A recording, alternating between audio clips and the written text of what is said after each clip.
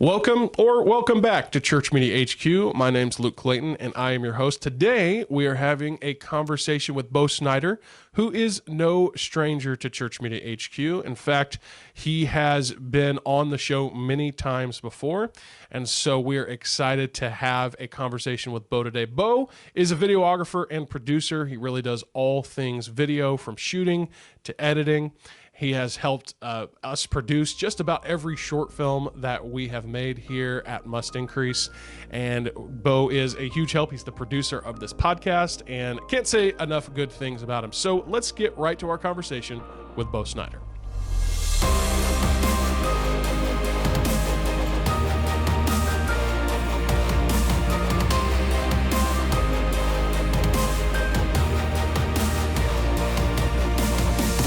Well, Bo, welcome back. Oh, I'm sorry. Oh, okay. Let's start again. Okay, up. all right. Yeah. Hey, welcome back to the podcast. Yeah, it's good to be here. It's been a little while. Yeah, it has. You a few months, I think.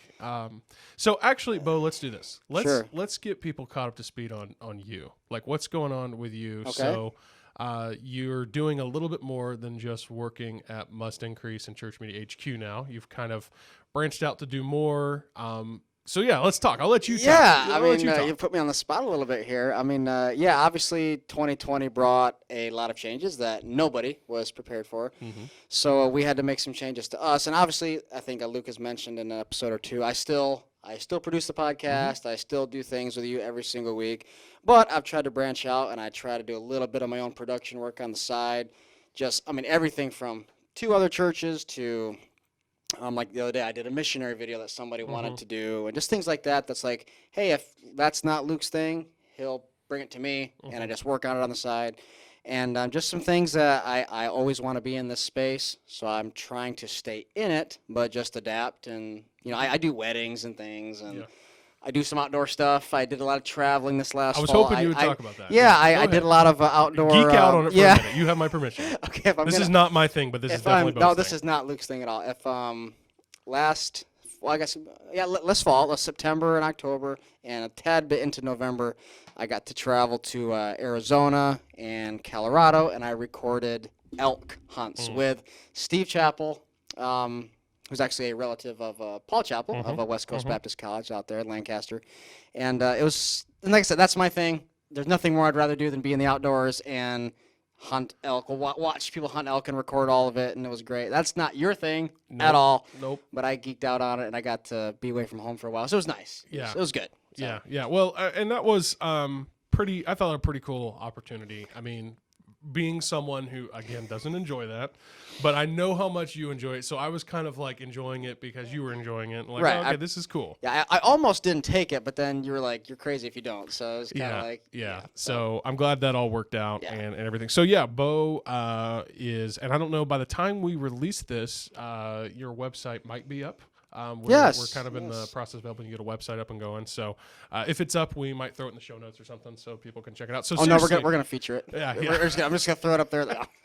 Notes, please. Well, I'll just take a fat finder's fee. Okay. All right. But no. So we like I said, do weddings and but then in videography in general, promotional videos, and so here you're still my go-to guy for all things video. But if you're interested seriously and you need some help with video, hit up Bo. I mean, booking now. Yep. Yeah. So, okay, cool. Well, I just want to catch everybody up, kind of wondering what's going on with Bo, everything, for all your big fans out there.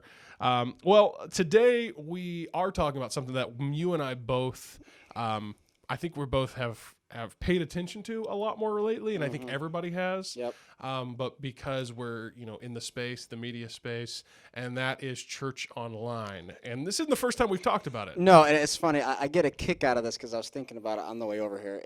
There's so many things that we've been talking about for months, last year, year before.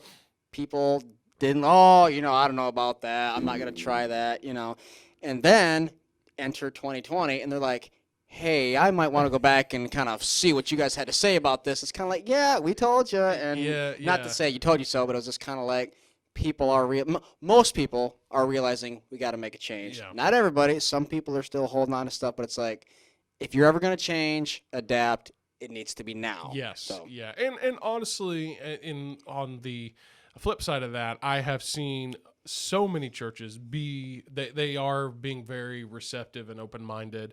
People that honestly, pastors and church leaders, I thought would never be as open minded to the idea of, I guess, digital outreach and digital ministry, Yep. are embracing it in the Sure. best way that they can. And so that has been good to see.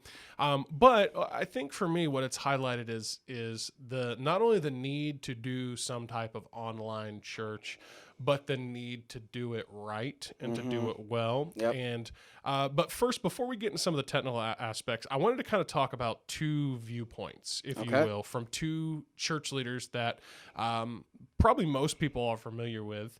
And one you're going to be more familiar with than the other because he's kind of like a mega church pastor, and that's Andy Stanley. So back in the summer, of course, it would have been, I guess, March, when like every church everywhere shut down and went to exclusively online. I mean, almost. There might have been some exception, but pretty much everyone. And then, come, I don't know, late April, early May, churches started to slowly open back up. And man, I will say this. I am glad I'm not a pastor. I couldn't imagine, depending on, of course, some places, some states and areas are more strict than others, but just all the procedures that they had to do for reopening safely, implementing social distancing, masks requirements. I mean, all that. I mean, it really is a burden, and it was hard to watch pastors deal with that. Right. I wouldn't want to be a pastor. I wouldn't want to be a small business owner. All these people that are just going through this. It's tough for everyone, but it's, I guess, maybe pastors more because they deal with a lot of people all at one time. Yes. So that's an extra problem to have. Yeah, and depending again on where you're at, they were feeling a lot of pressure from their government to maybe stay shut down. I mean, honestly, again, it all depends. It all depends on the color of your state. Yes. If we're going to get political on it, it's just the truth. I wasn't going to. But I was going to try to steer clear. There have been in certain colored states. There's been very little, if you will, understanding, friendliness to churches. Yep. You can definitely tell that there's some, people out there, government officials, that they could care less if the church was open. And I'm not going to dive into all that, but just to say, it's a hard battle. It's been a challenge. It's a big challenge. Getting back to Andy Stanley, though. So these churches, anyways, to review the timeline, they start to open up, most of them in late April, early May. They start to reopen. Andy Stanley, who is the lead pastor, founding pastor of North Point Community Church in the Atlanta, Georgia area, he still had yet to reopen. And they have multiple church campuses and things and nothing. It was all still exclusively online. And then I don't remember, I think it was June, he put out a video on YouTube announcing that they would not reopen until the end of the year. And at the time, he took a lot of heat for that. Yeah, I can imagine. Because there are a lot of people that, they assumed he was taking sides politically or whatever. And, what it came down to is, he said, we can't predict the future about this thing. And so we're just not going to try to fight that battle. Okay. And, his argument was, it would be very difficult for us to create the worship experience, on-campus worship experience that people have come to expect. Right. With all these, social distance and right. Okay. So catch me up a little bit. They were just not gonna meet physically, like they were still gonna create a service every week, just stream. Yeah. So everything was still gonna be online. Okay. But they said no. We're not gonna be together. No on-campus worship at any of our campuses. All right. And like I said, he got some heat for that. Now, again, that has been the one thing I have learned. And the joke I keep making to everyone is, remember this funny joke? I got a funny joke for you. Okay. 14 days to stop the spread. Remember that? Remember when they were all saying that back in early March? Yeah, that's true. It's only going to be 14 days. Right. What? Talk about maybe 14 plus months. Yeah. Is really what it's going to turn out to be. I mean, honestly, it's so that's the one thing I've learned is you cannot predict what's going to happen with this pandemic. And we live in exciting times. Yes, and that is for sure. And so, but what turns out is that, cases started to spike again here in probably November. and some churches had to go back into lockdown, and all churches had to definitely up their precautions, to the next level. But in the case of Andy Stanley, well, he's still shut down, and so they're not worrying. Now, I think there is some context to be understood. We're looking at two different vantage points. We're looking at Andy Stanley. We're getting there. So here's something I think that we need to understand. First of all, it's very important to understand the model of North Point Community Church, which some would say that it was one of the, I don't know, I think it's like a 25 years that since he started it. Okay. But some would argue that it is, and this is true, that it is been one of the leaders in innovation of church. So it's one of the first to, for example, really kind of help popularize the small group model. Okay.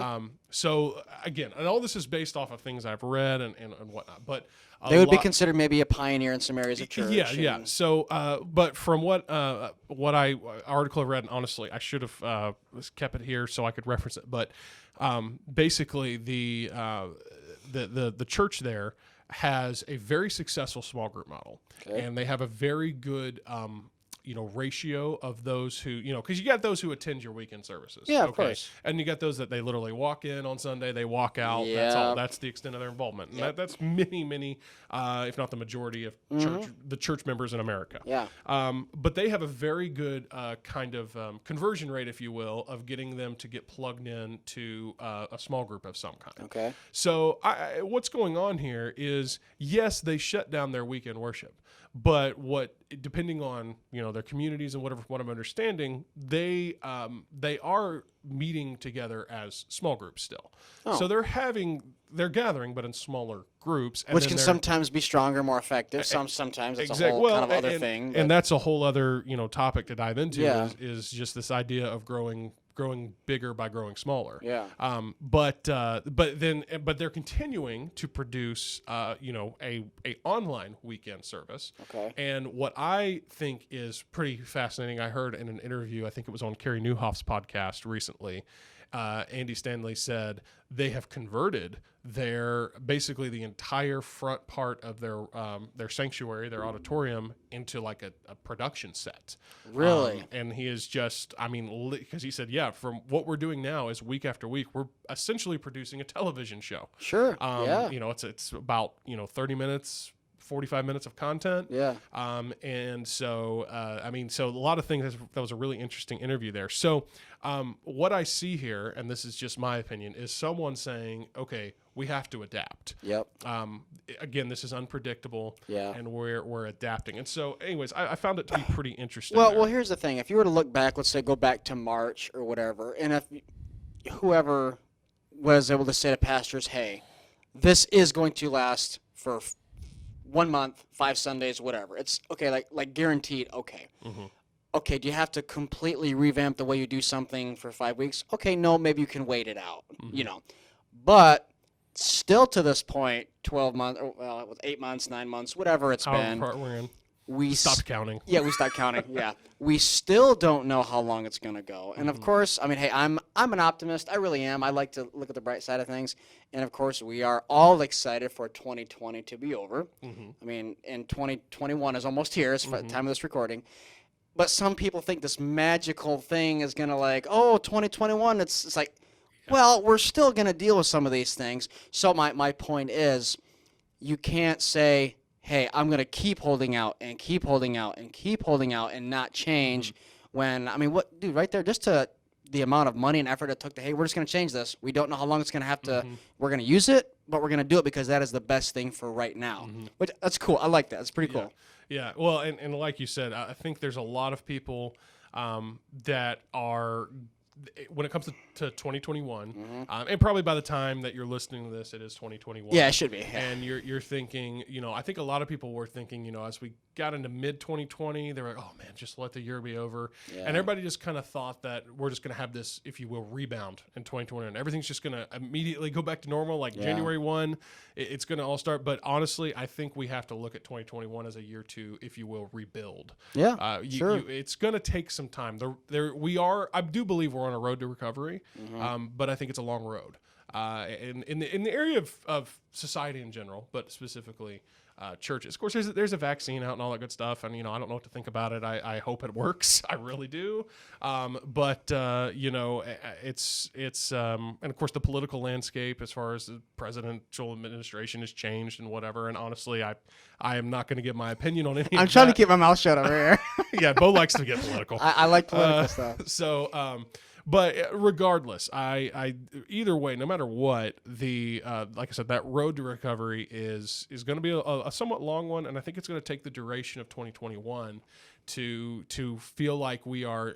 And what I've stopped saying is getting back to normal, because we're not getting back to normal. Yeah, I think you're right about that. I think the term that's better to use is things to normalize, for us to adapt to the new normal, and like we said before. Hopefully churches, and this is what I appreciate about, whether you agree with Andy Stanley or not, whether you agree with his overall philosophy of ministry or his philosophy in this particular instance, I do appreciate that he said, no. I'm not going to just long to get back to normal and try to restore normal.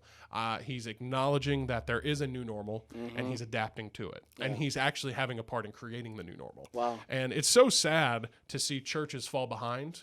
They have fallen behind for years. And I think if nothing else, this pandemic gives us an opportunity as the church to lead the way in creating the new normal. So anyways, I think it's a really interesting perspective from Andy Stanley here. Yeah, that's good. Don't, like I said, I try to see, all sides of the argument, but I see where he's coming from and why it works for his model of ministry. Yeah, well, we've mentioned this before in podcast episodes, months and years ago, is when it comes to adapting and creating new things, if you look at it from a perspective of businesses, I remember classes in college with marketing or just business where certain companies said, hey, we're at the top of our game. We are not going to change anything. Mm-hmm. And that worked for a little bit. And then they had other people or other companies beside them that were trying, even though maybe they weren't as big, but they were trying new things. And bigger companies say, that's not going to work. That's ridiculous.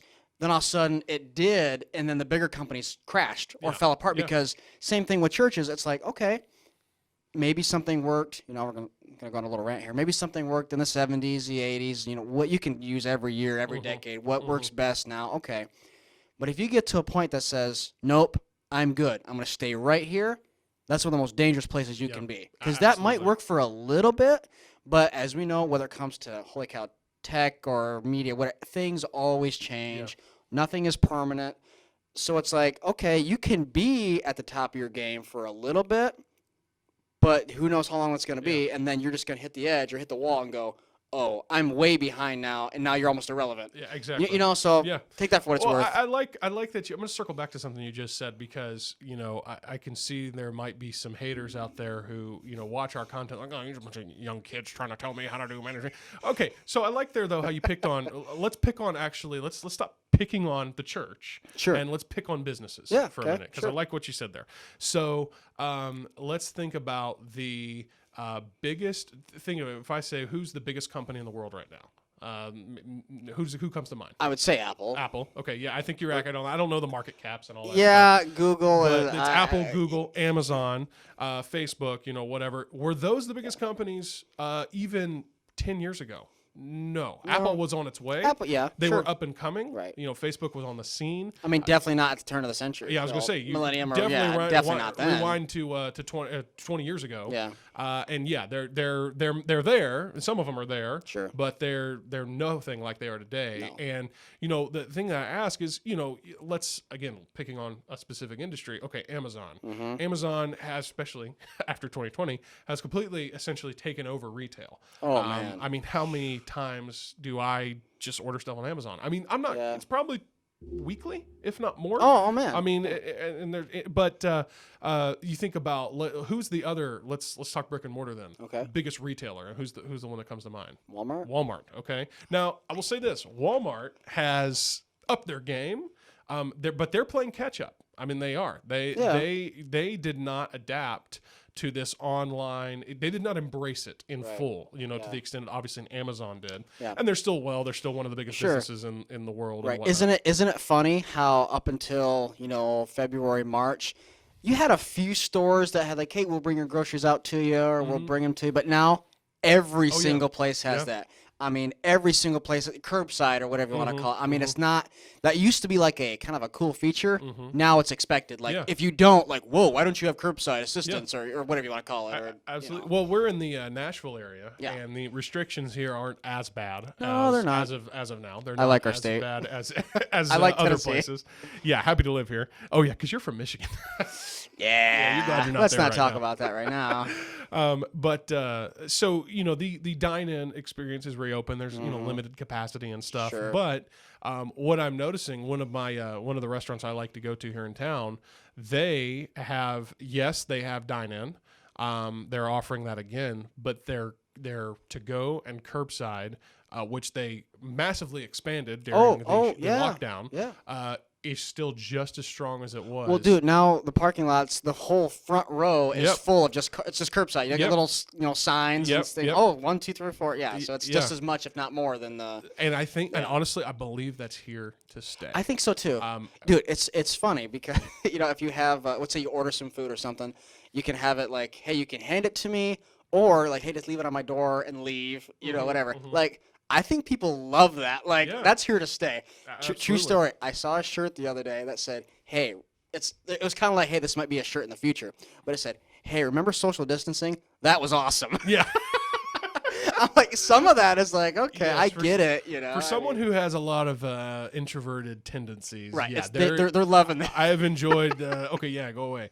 But yeah, a lot of the stuff that it's here to stay. Yep. So now let's go down, drill into churches specifically. Church has changed. Yes, it has. I'm gonna take your whatever you're gonna say. No. Church has changed, and I really do think it's changed forever. Yes, and these changes are here to stay. There are churches out there who of all different flavors, whatever denomination sides of the spectrum, that have been doing church the same way for 30, 40 years. And they've really overall made very little change to the weekly structure and how they have their services and things like that. And not to get too deep theological right away, but church has changed. The gospel has not. We understand that. We're not here to change the way you well, maybe we are here to change the way that you teach, maybe.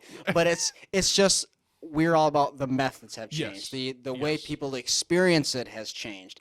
And we're not saying to throw things out or get away from things, but it's just how you present is huge. So. I'm a big believer in, obviously, I'm never going to tell you to change your theology. No, no, I'm not going to touch your doctrine. That's not why you're here. That's nothing. I mean, that's not why I'm here. And I believe that shouldn't change. If you change that, you change the core of who you are. And even some people think I would just want to attack tradition. And honestly, there are certain traditions that you can honor, that you can stick with. Sure. That elements of your heritage that you value. That honestly I don't believe in, but your methodology 100% is completely up for change. It should be put on. It should be questioned constantly. Yeah. I'm honestly not saying that you should change things for the sake of changing them. No. But you should constantly be saying, why do we do this? How could we do it better? How can it be more effective? Well, check this out. I mean, how many things do you read that, I've read many articles where X amount of churches are closing in America every year. And that was when things were so-called normal. That was when they had the freedom to do whatever they want, or that there were no restrictions or whatever. So I'm not excited, I guess is the word, but it's anxious to see, okay, how many churches will not exist even more a year down the road, because they were barely hanging on when things were normal. But when people come to expect certain things now, if you've not been doing anything else, it's like, okay, now you are completely just irrelevant. You're a dinosaur. Like I said, you're just old now, and you don't really have anything to offer me. Yeah, well, I talked about the Carey Nieuwhof podcast. Yeah, It's a great podcast. I listened to. I did listen to that. Yeah. Well, he had Tom. It's either Rainier or Rainier. I think it's Rainier. I know who you're talking about. I've read the name many times. I don't know how to say that. Yeah. But he used to be the president of Lifeway Publications, and now he's just kind of out on his own, doing his own thing. But needless to say, the guy's a church expert. Yep, sure. He's been doing church for a while, and he was in this conversation with Carey Nieuwhof about the future of the church in light of the pandemic. And Carey Nieuwhof asked him, said, "So what are you telling churches and as far as the changes they need to make and whatever. And I mean, he was very blunt about it. Yeah. He said, I've looked several right in the eye, and I've said, if you don't change, your church will be gone in 5 years. You've told me this. Yeah, that was great. I mean, it's not great, but it's not great. But for him to, yeah, for him to say it, it really, I think it's a little sobering because it is. Yeah. He's again, a guy who I would say knows a lot more about the church space than I do. Yeah. And he's looking at people and saying, yeah, you've got, if you don't change, you've got 5 years left. Now that is, I mean, 5 years. Think of how long. I was going to say that goes by. Yeah, 5 years goes fast. You can actually look out and see 5. It's not like, hey, in 20 years you're. So wow, that's pretty strong. So yeah, I mean, what it gets back to, circling back to kind of our original topic here, this church online, it's here to stay. Yeah. We have to adapt, and I do believe though that how you adapt is up to you. It's up to your culture. It's up to what works for your church. I respect that, and I embrace that. Yeah. Because what works for a church in this case of Andy Stanley, what church works for a church in Atlanta, Georgia, which is kind of like Bible Belt country, sure it is not going to work the same for a church in Las Vegas, which brings us to our next point of view, and that is by who actually we just got done releasing his episodes here not too long ago. This is an article by Josh Tice. And Josh Tice is the lead pastor, founding pastor of Southern Hills Church in Las Vegas, Nevada. And he's put a really interesting article out. It was back in October, so it's been out there a while. And honestly, I am trying to get Josh to come back on the show and I want to ask him about this specifically. To be honest with you, and Josh is all about different viewpoints and whatever. I don't know if I agree 100% with everything he says in this article. However, but you know what's funny? He would be okay with that. Yeah. Oh yeah. You could still have that. Like, oh yeah. Like it's just he's that kind of guy. No, he actually. I listened to his podcast as well. Yeah, sure. And he just had Josh Ermler, who has also been a guest on the show before. And him and Josh, the two Joshes, they're super tight. Okay. But him and Ermler, they said it publicly on the podcast. Like, we don't see eye to eye on this. Yeah. And so I don't know if I agree 100% with everything. Okay. Because because this is just not something that I touch. He dives into some of the maybe some of the theological reasons or mission-minded reasons, and those are the ones where I'm like, okay, I mean, I see where he's coming from. I'm not sure if I agree 100%. But if we, because I guess the premise of his argument in the first half of this article, and again, you go to joshtice.com to find this article. It's the title of the article is Why Our Church Won't Have an Online Campus. So check that out. Again, it's on joshtice.com and read it for yourself. So we're not going to read the whole thing here. Right. But that title right there enough is to kind of like catch you out like, whoa, that's it's definitely some good clickbait. Like, I was like, ooh, I gotta check this out. Definitely is. And Josh is great. I mean, honestly, he's got some great content on his blog in general about some other the topics as well. But so the first part, he's basically trying to make a theological argument to some extent for it. And what I do understand where he's coming from. Again, I don't know if I agree with every single point, but I do understand where he's coming from in that the church, from its origin, was intended to be a physical assembly.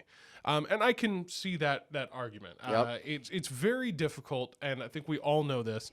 It's not. I would argue that it's not impossible, but it's very challenging. Sure. To do ministry just in a virtual environment, like over live stream and Zoom and things. Well, check this out. I mean, this might not be a perfect example, but it kind of helps the cause a little bit. Once again, even if we don't agree with everything, here's an idea: is more and more things are happening virtually. I mean, example, maybe fewer. My wife's teacher. Fewer people are, going to the movies. They're waiting for it to come out online. Fewer people are going to a physical place of work. They work from home now. I mean, never have more people work from home than there are now. And it's kind of, showing people, hey, you can do things just as effectively, if not more effectively, from a different place. I mean, it's actually very rare to, these calls that you're having on Thursdays. I mean, you couldn't do that if you had to physically meet with people. It wouldn't work. So some of these things, it's like it's hard to realize, hey, church and people can be reached through a video screen, Exactly. through a camera, and it's kind of like, well, I don't know about that, but it can happen. I promise you, and that is the way that we are going. Yes. So continue. Yes. So again, it's not impossible. No, but no. I do see there's an argument that it does make things more challenging. Definitely more challenging. And No so, doubt about that. you know, I mean, yes, when it comes to meeting, I mean, honestly, man, I don't even bother with in-person meetings anymore. No, Like, most of the time I don't even care. Like if you're across town, I'm like, okay, who cares, man? Get on Zoom with me, get on a call. Right. Like, it's just more efficient. It's very the times of, hey, let's go to lunch and burn 2 hours. It's like, nah, it's like obviously that still happens. Obviously. But it's like, if you want to get something done, accomplished, let's get on a call, let's get it done, and not well, and for me, it's like, if I genuinely like want to hang out, like, sure, of course, you know, if it's something that's like something personal, or maybe it's a little bit business and a little bit fun too, you know, whatever. But yeah, I mean, this virtual meeting thing. So, getting back to what Josh is saying here, I get where he's coming from. Sure. Doing ministry in a completely 100% virtual environment is very challenging. Oh yeah. And I can see how you would lose a level of effectiveness in that. Yep. And I like this point he says too. He says this down the article a ways. The church is not a content distribution company. And I think that's a good point. So there's a lot of bigger churches out there, what you'd call, you know, mega churches, whatever. Yep. And they put out a lot of content, you know, they put out a lot of, you know, obviously sermons and then other, you know, supplementary content to help that. And there's nothing wrong with that. No, of course not. And because what they're doing that to help. But really at the core of the church, what's this purpose? Well, it's not to distribute content. It is to make disciples. Yeah. And so that is the angle that he's ultimately coming from here. And again, even if we contrast this with Andy Stanley, well, Andy Stanley isn't having, like I said, he's not having these in-person worship services as of yet. At the time of this release of this, maybe he is. I doubt it, just based on how things have been. Right. But he hasn't for a long time. But again, they are still meeting in their small group settings. So the church is still coming together, right? And so, whether you do it on a large scale in a worship service environment or in a small group, the need to come together on at least on occasion, I can see being something that's very important. Well, I don't mean to cut you off there, but okay, take the small group setting. I have been in church situations before where I didn't necessarily go to church because, well, this is one of the reasons, but not the only reason is, okay, the pastor's great. Mm-hmm. Okay, well, he might be, he might not be. But a huge reason that we go to church is, hey, I've got 5 or 6 people that I see every single time. They encourage me, I encourage them. And you don't even really mean to. It's just that you leave there refreshed, and that's what it's supposed to do. So, example of that is, okay, let's say you go to church of 1,000 people, just for sake of numbers. How many of them do you actually interact with? Yeah. Maybe 10, maybe, you know. So, can you get the same effect, the same, discipleship, or what's the word? Fellowship. Fellowship. Can you get that same amount from, hey, I watched my preacher on the screen, but then I physically see the 10 people anyway in my small group? Yeah. Is it kind of like, is that actually different, or is that actually the same? Yeah. You know what I mean? That was a little bit of a rabbit trail. But No. It's good because I think what we, at the core of it, what I sense as someone who, I like church. Yeah, of course. I enjoy what we church, do. Yeah. And so, but I think, again, I don't think it matter, no matter what your denomination, your preferred worship style, I don't think it matters. I think what everybody deep down, what we're sensing is, okay, what we've always known as church is in danger, if you will. If we take this approach of, well, we don't make a big deal about gathering together physically. So here's what I mean by that. Every church, I mean, you can break it down into 2 major segments. There's the music and worship. Yep. Then there's the preaching. Yeah. And honestly, as far as a worship service, that's how it's constructed by and large for the most part. Yep. There's a few elements thrown in there, announcements and things like that. But I mean, by and large, that is it. Yeah. And so but that right there, that's not a theological thing. No. If anything, it's a traditional thing. Going back to what we talked about, theology and tradition and methodology. Yeah. It is a tradition. It's a tradition that really the modern church, as for the most part, embraces. Yeah.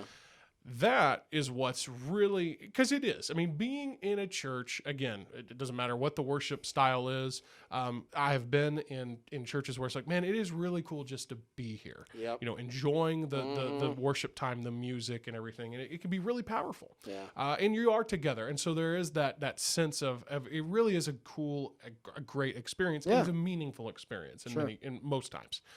And so what I'm getting at, though, is that is what we're in danger of losing. Yeah. But what we have to keep in mind is while I am certainly not for getting rid of that. I don't want to see that go away. Right. But what we do have to remember, we have to back it up and say, wait, what is this? Yeah. This is ultimately based in tradition. Mm-hmm. It's not based in theology. Yeah. We are not commanded to go and have a 20 to 30 minute worship set and then have your announcements Right. and then have preaching Yeah. for 30 to 40 minutes. There's not a manual of that. Yeah, I mean, there's it's like, nothing. here's your order of service for every church that's ever. Yeah, there's it's- nothing in Scripture that mandates us to have it that way. What Right. we are commanded to do, and what Josh is saying here, is that we are commanded to make disciples, Yep. go into all the world, preach the gospel, teach them, and baptize them. And I mean, this disciple, that is the mission of the church according to Scripture. Right. And to fulfill that, you don't have to do it,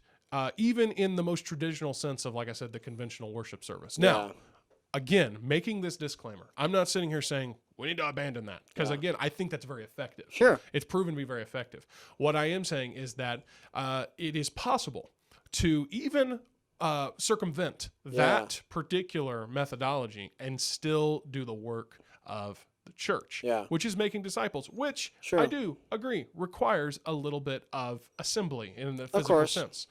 Seeing people, and it doesn't, and maybe it's not required, but it definitely makes it a lot simpler and a lot easier and a lot more effective. There's a difference. I mean, honestly, me and you having this conversation now, Yeah. I have a lot of these conversations virtually over Zoom. Oh man. Yeah. Believe me, the conversation flows. I mean, not much, but a little bit more freely whenever it's just me and you in Sure, person. There's sure. a little bit more energy, Right. a little bit more give and take. There's no delay. You don't have to worry about Yeah.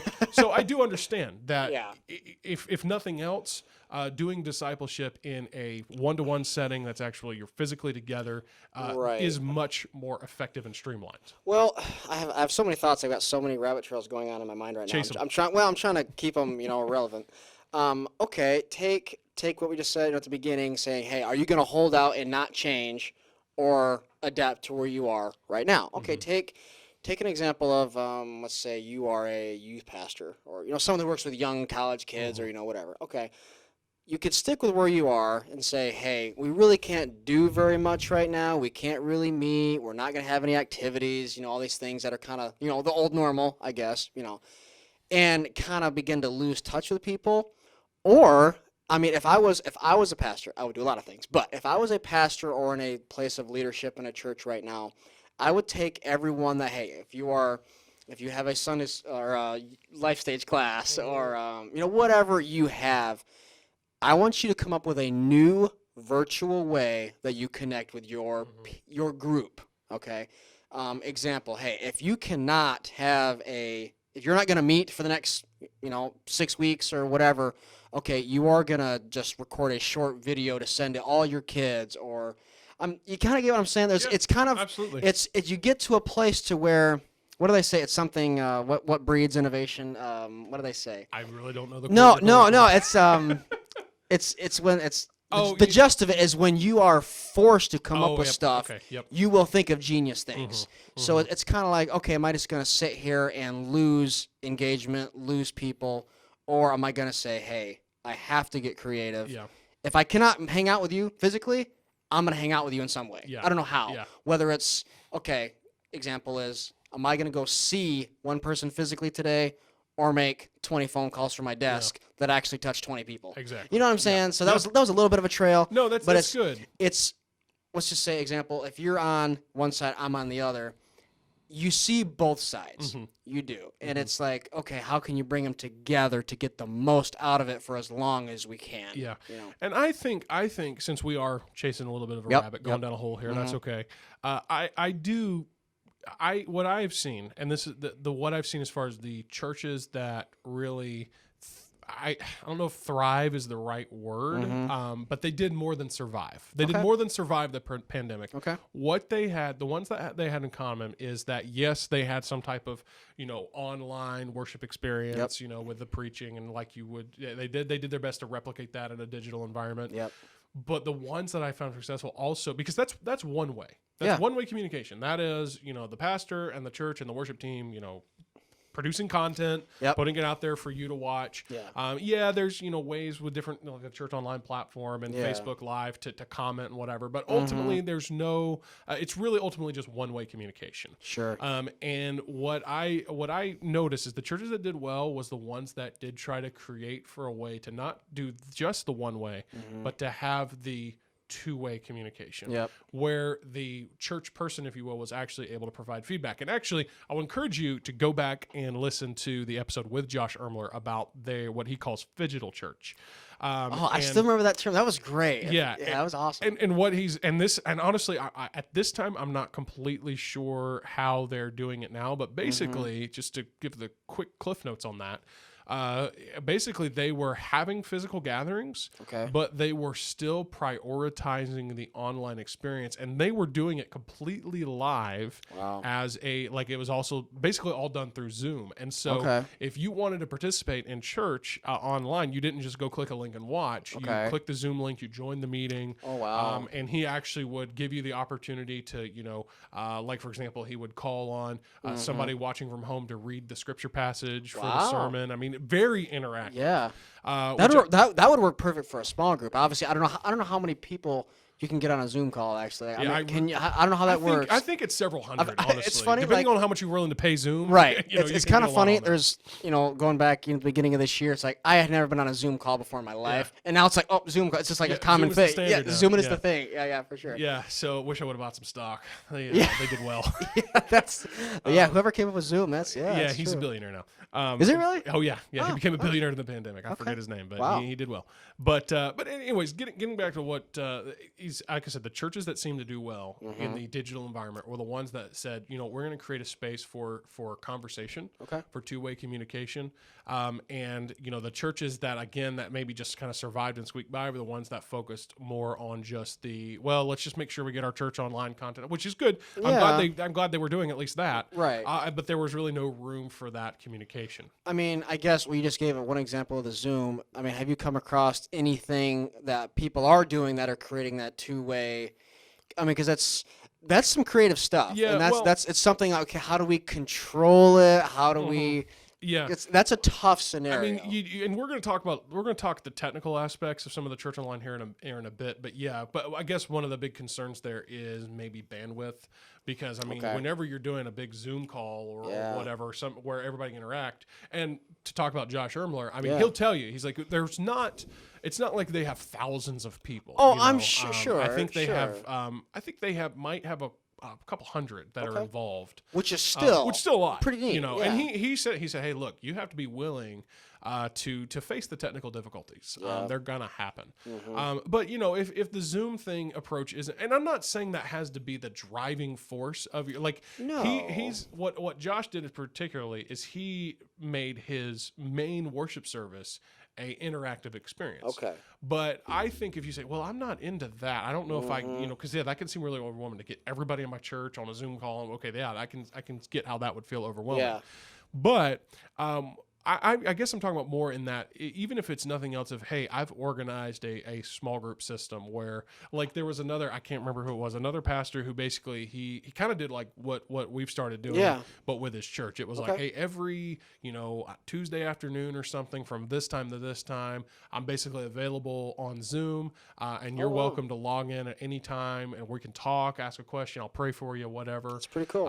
And just creating that, again, that sense of not just a one-way, but a two-way. I think is important. Now, we did that. We chased that rabbit pretty far down that hole, but I think it's really important to understand that as we continue into the future of, what we might call the post-COVID church or whatever, however it becomes known, is we're going to have to continue to create ways to interact with people in both in a digital setting that's interactive, that allows them to give feedback, them to ask questions, conversations and share ideas and whatnot. So getting back to Josh's article. Yeah. So ultimately, here's what Josh said. You know, he laid out his reasons. Again, I think he's got some good ones. Again, I don't know if I 100% see eye to eye with everything, but he's got some good ones. Okay. And then he basically said this: moving forward, our church is not we're not going to do live stream. We're not live streaming our weekend services anymore. Okay. They are providing by request only for those who are truly at risk, truly just for health reasons can't risk getting out into the public. Right. They are providing a private live stream link for those on request, but there's no public way to watch their services live now, and then that's it. So they are not having church online in that way. Okay. Now, all that to say, Yep. he is not leaving his online audience out to dry. He's Sure. not or hanging out to dry. He's so the first thing they're doing is they are still dropping the archive of the service or the sermon on Mondays. So it's still out there to watch. Yeah. And then secondly, I think this is really good. This is what I like to see. So we gave a little context about Andy Stanley. Yep. Let's give some context about Josh. His church is in Vegas. Yeah. I mean, talk about having to compete with attractions. And so his whole ministry has had to be built on really what can we offer that, I mean, people are just looking to be entertained. Oh yeah. And not to say they're just focusing on entertainment there. Absolutely not. But they definitely have to think, what can we do to attract people? Mm-hmm. And so their whole ministry has been built with this idea of we have to have some type of online on campus experience that we offer. Right. I understand why that's essential it's how ministry works for them. I was going to say, once again, the different parts of the country, different things. So, yeah, different. Yep. And so his model of ministry, it just cannot completely abandon which I don't, and I don't think any church is looking to abandon the on-campus experience, but it can't do it to the extreme that an Andy Stanley or maybe other churches have done. So I understand that as far as understanding that context. So what I like, though, is that Josh said, okay, we're going to make this decision, but we're not going to leave that online audience hanging. Mm-hmm. So what they've decided to do instead, they're not leaving their audience hanging. They're not leaving their digital audience there with nothing. They're still in place of where they would have live streamed their weekly service. Okay. They are doing a Sunday, what they're calling the Sunday show. And again, you can check out the article to read all the details about it. I highly recommend it. Yep. But this is a weekly 45-minute show with a high-quality demonstration of what Southern Hills is really all about. This weekly broadcast will be widely distributed multiple times every weekend on Facebook, Vimeo, and YouTube. Wow. That's according to the article itself. So what they're doing is they're offering an alternative. In light of their ministry model, which I understand why it would need to prioritize the on-campus experience. Sure. They are saying, okay, but we still want to reach people online. So they basically use this show to do things such as, have a like talk about what's coming up next at the church, different ways that they can get involved. I mean, I haven't seen it, but I'm guessing it's great time to do little promo videos for, hey, well, of course, once again, who knows what the next year will be like, but hey, this Sunday is this, and things that we have been preaching for a long time. Don't waste time talking about during your actual service. Exactly. Because people will fall asleep. It's like, get to the preaching. That's why we're here, So that right there is enough sold for me. I mean, that's good. Yes. So exactly that. It's just going to say, hey, here's what our church is all about. They talk about maybe some of the upcoming events and announcements and things like that. Josh does get on and give a small devotion, whatever. But their ultimate goal is to encourage people to, hey, you still have time to join us for one of our on-campus experiences. If you want to join us, we'd love to have you. It's like he kind of describes it as a commercial or even an infomercial. It's kind of like, hey, here's a little spot about what our church is all about. We're using this online time to talk about it. It's kind of like the other ways he describes it as a front door into their church. You can kind of say, here's it. Just kind of get a little taste of it, if you will. Yeah. And so anyways, it's a really definitely innovative thought. And I think it's a really interesting approach to church online. To not abandon, again, in light of the model that's worked for them, to not abandon their online audience altogether, but to also provide.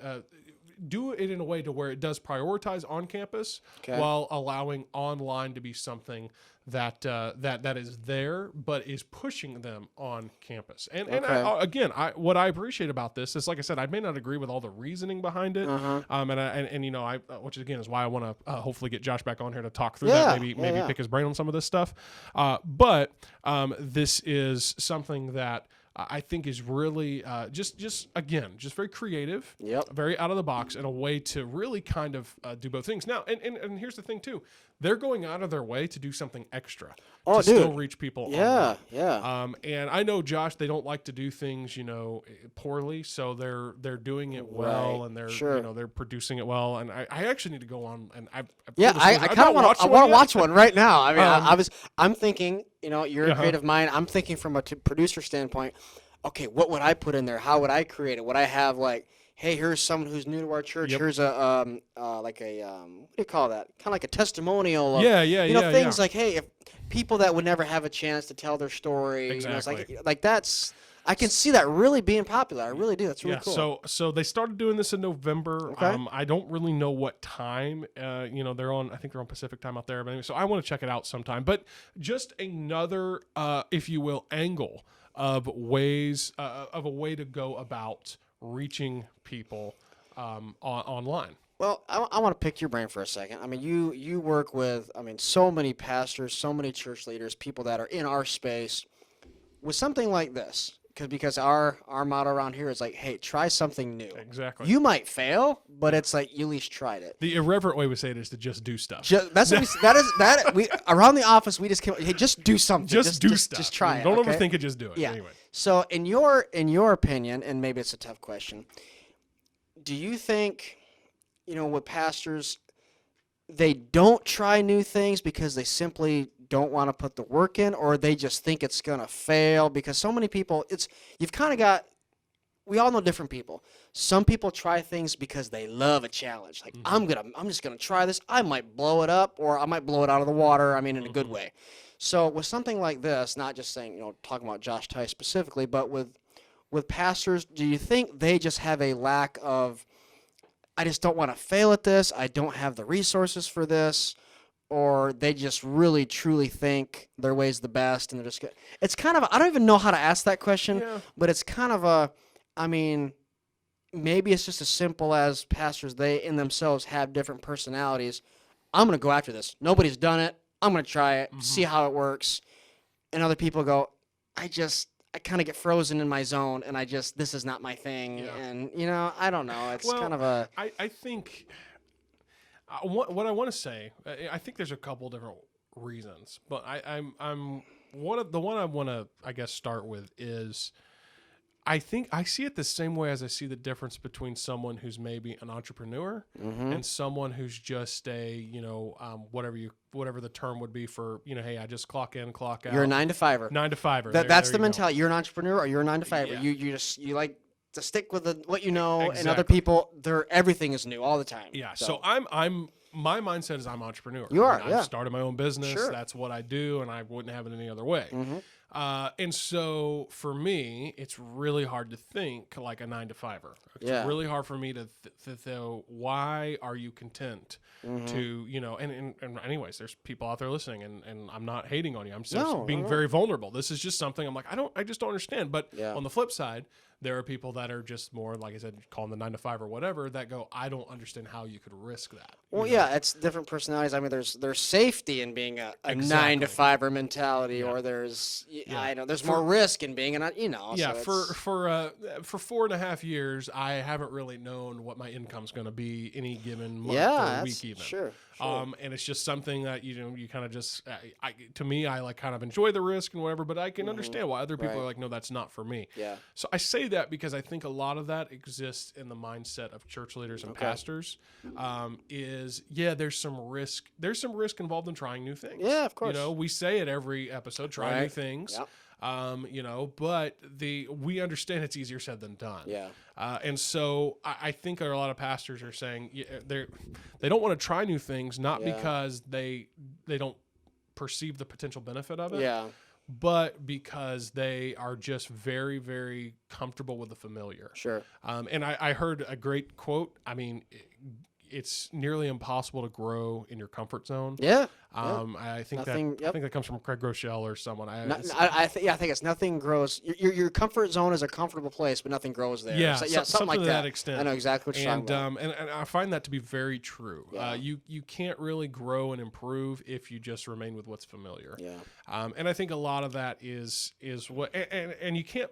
So I say it that way because I don't want, again, those people out there think, oh, he's just picking on us pastors. Yeah, and it was a human thing. It was, and it was a hard question for me to throw at you. And I guess if you were to ask me, is I applaud Josh for just he's just trying this. Exactly. Because so many people would go, no, there's no way I would try something like that. It's like, even if it falls on its face, which I don't think it will, I think it's really cool. I think it's going to work.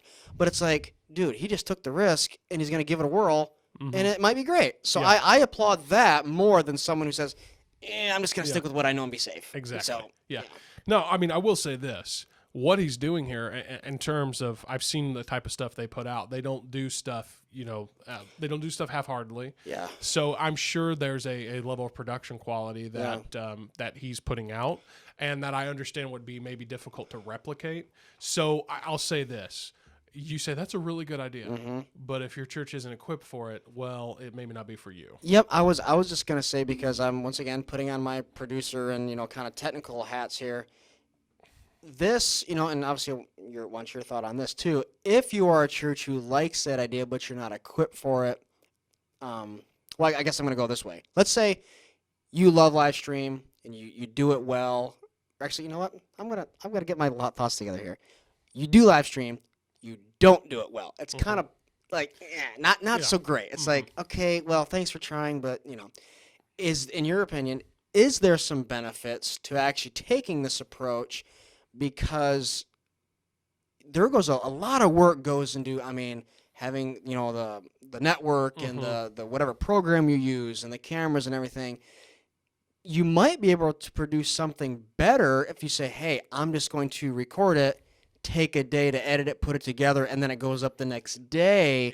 You have a little more control, maybe a little more creative liberty, and once time is if you have more time you have is always nice. Of course. So just that alone, it might be something to consider. Say, hey, if my live stream is kind of like, I'm doing something really small, or please don't put your iPhone on your pulpit, or whatever. Yeah. Please don't do that. Oh wow. So I'm not gonna go down that hole because I'll go nuts. So that being said, what is it a good idea to maybe say, hey, instead of a live stream, your sermon just goes out on Sunday, but it's just better done, more quality. You know what I'm saying? Yeah. No, that makes sense, and I think that kind of leads to the next part of our discussion here, which has to do with just some of the technical aspects of church online. So I will say this. Let's so it'll take a really long time to answer that question. We'll just dive into this conversation.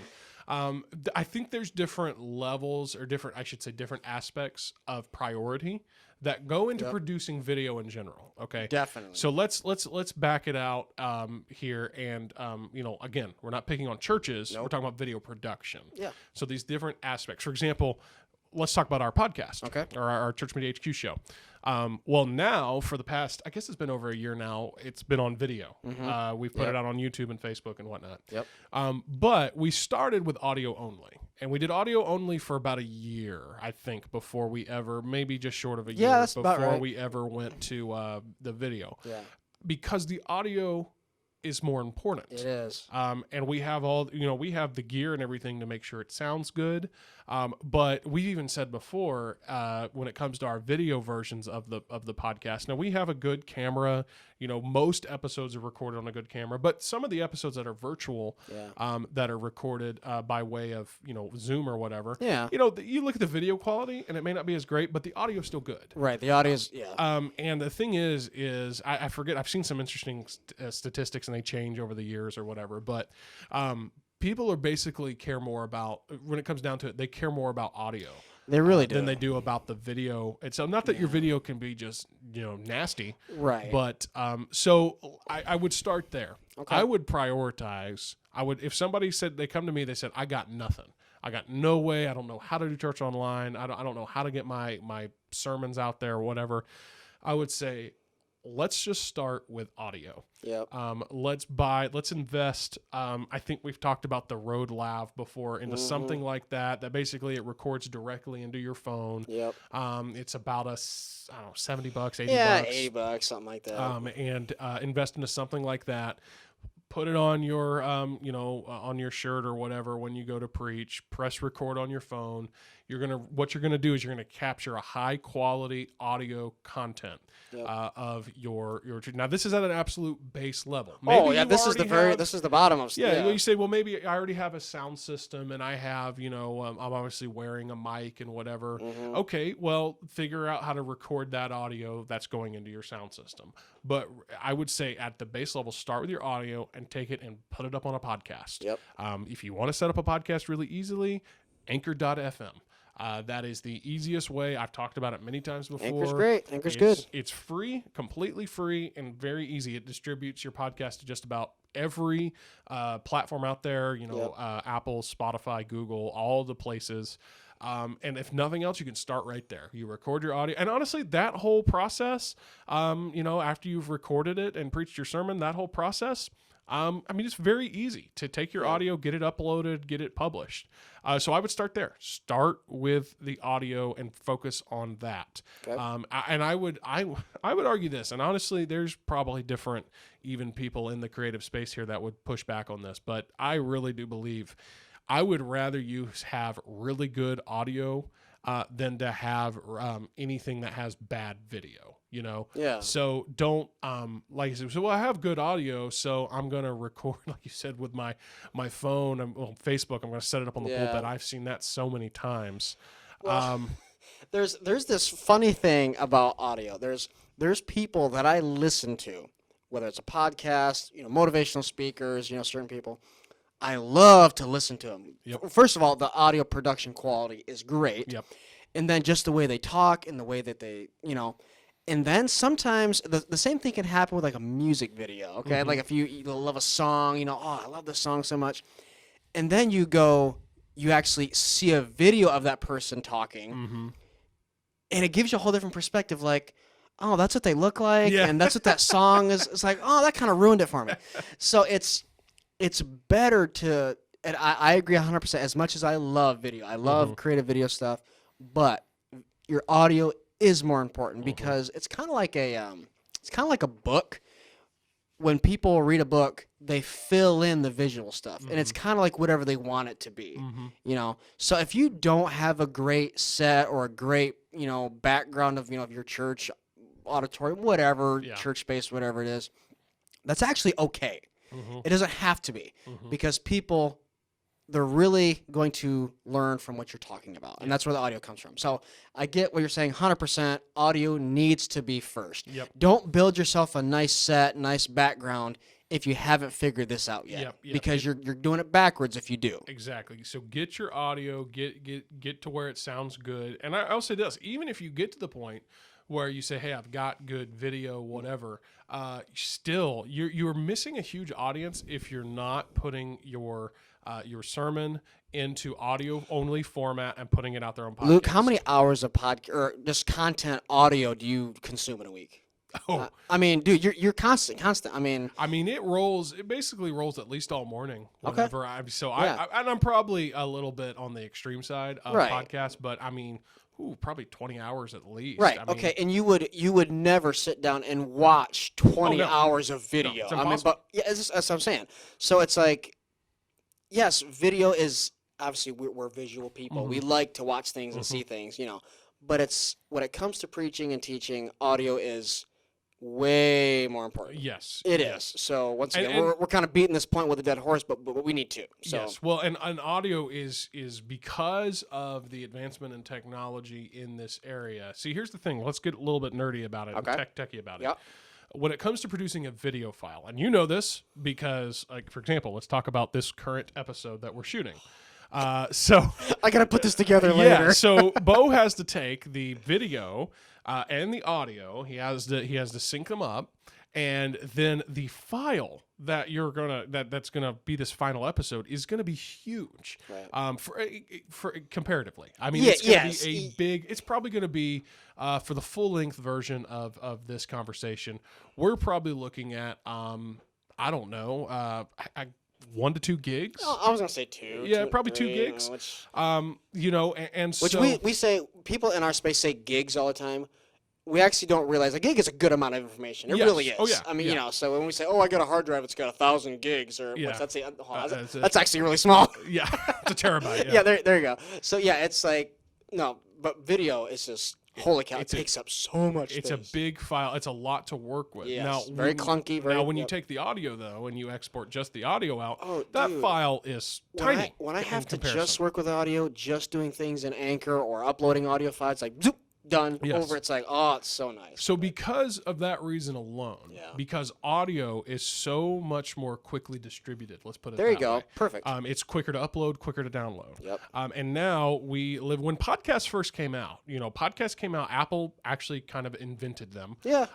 The way you had to get them, and this is why I never got, involved with them until a few years ago. Yeah. The way you had to get them was you had to download it. Remember the days where you had to, all of your music, everything, you had to sync from your computer to your phone? Do you remember that? Yeah. Yeah. So you had to download it to like iTunes on your computer. That's right. And then you had to manually, with a cable, Hook your cord up. yep, and then, sync it yeah. over. And I remember doing that. I Oh, remember the tough days. Oh man, I do. I remember when I was in college. I was that's gonna how say it college. was. I remember that. I College. remember on a weekly basis, like, okay, I'm going to plug in my Update your phone, songs I'm gonna and sync update my your songs, stuff, and even like yeah. your calendar and stuff got updated Yep, that way. yep. And so, but now things are completely different. Everything's done through the cloud. Everything's done Yeah. over the air. And so, podcasts, when you subscribe to a podcast, that is just basically pushed to your phone whenever there's a new episode. Right. And because it's audio, it's so much quicker. The distribution is so much quicker. Yep. And here's the thing about audio, and we've had this conversation many Yeah. times. It's so obvious. It's just like, okay, duh. But think about it.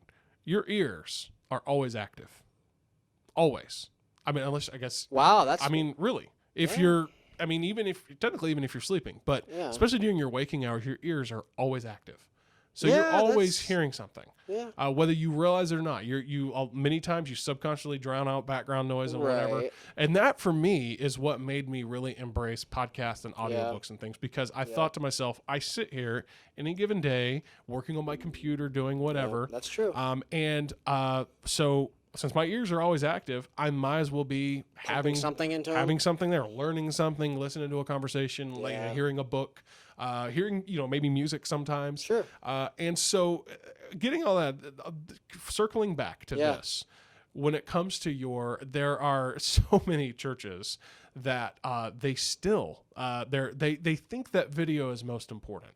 And I'm not going to argue, because we're going to talk about video here in a moment. I'm not going to say that video is not important, but audio is, if it hasn't already, it's getting very close to even overtaking video in terms of the consumption method. Right. The more and more people, now they've got 5G phones, and so that means you can download these episodes even faster. Yeah. And so, the more and more this becomes, technology advances, the easier it's going to be for you to just, hey, I'm going to listen Right. to this content. So if your church does not have an audio podcast, you need to make that happen You like should. today. You should. And again, you go to anchor.fm, you get your file, you upload it, you Yeah. put in some information. It's actually a very simple thing to do. The more and more that I, back in the days, and not so much now, but I did a lot of research on church websites. I've done so much research on church websites, and a lot of them, it's actually getting more and more common for them to have a button or something that's very obvious. Latest audio sermon here, Yeah. or a podcast here, or it's kind of like it's becoming a little more mainstream. Yeah, Now yeah, it is for It sure. is. So that's a big deal. So your church, I'm thinking of three. I'm thinking of 3 churches right now that I have recently interacted with, either in person or online. Okay. And they do not have an audio podcast. And I actually, with one of them, actually 2 of them. I've spoken to one of the leaders at their church there, and I've said, you need to get an audio podcast. Okay. And one of them in particular, I said, you need to get one because you will have a faithful listener right here. Yeah. I love the content you're putting out. I love your pastors. I love his sermons. Yeah. I want to listen to them Sure. every week. And I would, and I said, hey, you need to do this. Yeah. It's that, and so it's so easy to do. It really it takes no time. And seriously, I will make this plug. If you say, "Oh man, this sounds super complicated," reach out to us. We'll help you get it set up. It's easy once it gets going, man. We will talk. We even offer options nowadays to where we can maintain your weekly podcast. So just reach out to us. If nothing else, though, we want to help you get it set up. Right. Whatever. Maybe we need to put out. I hate it when I do this on the fly like this because it's kind of. He always puts things on the fly for me. We need to put out something here eventually that has a just a quick maybe a little screen walkthrough of how to set up a podcast on Anchor and how to upload your episodes. I mean, yeah, sure, get right on that one. It's so easy. Yeah. No, it is. It's very easy. It is. So yeah, maybe we'll do that. But either way, you need to. This is something you cannot miss. And the audio, getting back to say, prioritize the audio. Definitely. And even when you get to the point where you're able to produce video as well, don't forget about audio. Yeah. Don't forget about your podcast. Keep it up and going, and make it happen there. So that is audio. Yep. All right. The most important thing. Now there's. Again, we've talked about this before, and so we kind of see eye to eye on this. Then we talk about, okay, let's talk about the actual video aspect of it. Okay. When it comes to the video aspect, let's not even talk about cameras yet. Let's talk about another big thing that gets overlooked, and that's lighting. Lighting is big. Now, if you are recording your just you preaching, behind the pulpit, which in most cases is going to be the case. Yeah. In your service in a live environment, there's a good chance you already have stage lighting. Yeah. Okay. So the point is that the subjects of your video need to be well lit. Yep. You don't need to have, super bright sources of light behind you so that they're, basically the light that's pointing at your face needs to be brighter than any lights behind you, right, so that you don't look like you're going State's Witness and you're some type of silhouette. There you go. So that's that. We don't need to spend a lot more time. Is there anything else on lighting there? No, it's what I like about lighting is if you talk to anyone, if you were to talk to a Drew Shetler or a Jason Stroll or somebody like that, they will say, which they're coming soon on the podcast, by the way. Coming to a city near you, yes. Yeah. They will say lighting is everything when it comes to high quality video production, because not to all nerd out on everybody here, but all a camera sees is the bouncing on and off of light. That's all it is. Yep. It's saying, okay, where's light coming from? This is how I see it. It's a whole other thing. I'm not going to get into that because I'll nerd out. But anyway, so when it comes to lights, what I like about them is you can control them. It's something you can control, So, and of course, I'm a big fan of YouTube University or whatever you want to call. I mean, there's so many things that you can go on there and watch. Hey, how do if I've just got one person standing here and I'm going to record them, how do I light it? Yeah. It's called 3-point lighting, or, that's the big one that people use. It's so simple. It's so easy. Don't just put a huge floodlight on somebody. Yeah. So once again, we're not going to spend a lot of time on that, but do a little bit of research. It'll really help you. Lights are cheap. You can make a set look very nice for hardly anything. Yeah. You really can. Oh, yeah. And once again, if you play a little bit of depth on your camera, you put some nice lights in it, and your audio is good, here's the thing. If your audio is good and your video is hold on. I gotta say this right. Back it up. Back it up. If your audio is great, your video is good, your production is excellent. Yeah. Okay. That's a great formula. Yes, right there. I had to get that right. I had to get that like right. That. Because if you switch that around, if your audio is like, that was okay, but it looked good, it doesn't feel right. Because when people go to a movie, okay, I'm going to say it, a movie, okay, they subconsciously don't realize they're hearing surround sound. They are experiencing the movie with their ears just as much, if not more, than they do with their eyes, okay? Because if you were to take a great action movie or something and you mute it, it's like, well, this isn't half as cool as I thought.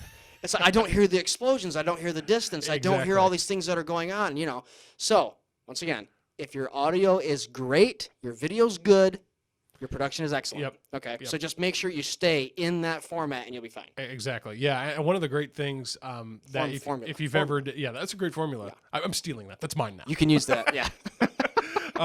But one of the best examples of that is if you've ever done any serious editing, in production, and you've got like maybe Premiere open, what you'll notice is that you've got, your video layers at the top and your audio layers at the bottom, and those audio layers can go so deep. Dude. Compared, man. I mean, I've seen on like big level production, no joke, they go like 100 tracks deep. Oh, dude, it's insane. And because that audio is so, it's so much more. I mean, it's like, yeah. And I think I've seen the quote, like 70% of the movie you'll never see. You just hear it. Yeah. And that's something. So, getting back, I like that you circled back to that about audio. And then when it comes to your video, though, your lighting is important because I would say even when it comes to the image, you can have the best camera in the world, but if your lighting is bad, it doesn't matter. Right. We've all seen things where, or maybe even been in a physical place where, hey, the service looked good, looked great, and all of a sudden the sound cuts out for a second. Yep. It's like, example, a choir or something is singing, or a group is singing a fantastic song, everything's going good, and then the audio, something glitches. For even a split second, it ruins it. Yeah. And people will talk about it. People will talk about that. Oh, man, that sound, just for a second, it glitched. And, exactly. Of course, I hate this for sound people, sound engineers, is that, okay, well, they didn't notice the last 400 songs was perfect, but then you did notice the one where it went out. Yep. So, but I get that little bit of audio makes a huge difference. It just throws everything off if it's not there. So, once again, circle back to audio, make sure that's good, then you move on. All right, so now we're going to move on to the part about video production that everybody thinks is the most important part, but that's why we put so much emphasis on audio and a little bit of emphasis on lighting, because it's actually, it's not that it's not important, but it's of those, it's the bottom priority. Yeah, it is. You need to have a good camera. Obviously, okay, by now you have to have a camera that's at least shooting HD. Okay, let's get that out of the way. And it's probably good to have a camera that's digital. Okay, don't be shooting on film. Oh man, I remember. Did you ever have to do any post production with anything you ever shot on film? Oh, dude, the tapes. Yeah. You had to go in. You had to go in and capture. Hey, I want to capture from this. Oh, dude, I remember that was a college thing. I mean, for sure. you had to actually. I mean, for those of you who maybe don't know, just gonna chase this for a minute. Chase it. You had to shoot. You shot, on film. You had to take the camera, have like a special cable out to your computer, and then go into your software, click capture, and it would literally, in real time, all it's doing is playing back that film. And the camera's just capturing it. So I would say, now all that, there's some argument that there's some people out there that are big fans of film, and if you're a high level, I have an opinion on that, but I'm not going to. Yeah, but film has a very high quality and whatever. But we're talking about for sake of your church and what you're doing, and just being practical. It's going to be good to have digital. That way you've got digital files that you can transfer over and all that, and edit easier. So it needs to be HD though. Now let's take a minute and address 4K. Okay. In your opinion, as the videographer, where do you believe as far as 4K, as far as how relevant is that to, I guess, video production in general now? Don't need it. Okay. All right. Well, that was easy. Don't need it. No. Here's the thing about 4K, man. The only times I ever use 4K is, okay, we've done plenty of short films, maybe on some videos where we're doing like kind of like Up Next or something. Yeah. Okay. The only time I'll ever shoot 4K is if I say, hey, I need some room to edit here. Meaning, example, okay, if I'm recording somebody who's doing an Up Next video, I'm going to shoot wider so I can crop in later. Yep.